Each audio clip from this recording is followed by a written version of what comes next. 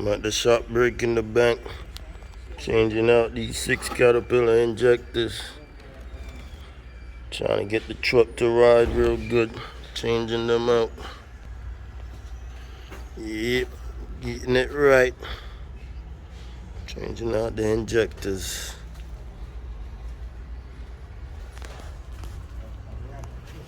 Just doing the back one. I'll get all of them out eventually. Alright.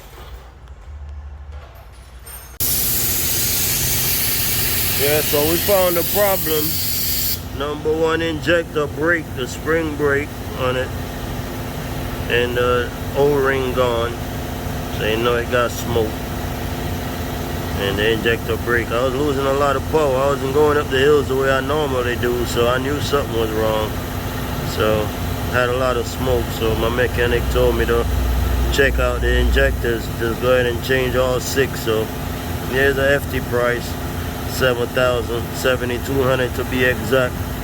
We're gonna get back about $1,900 from that for the cores, but this was the problem right here. That shit break in half, the spring, and the O-ring got smoked.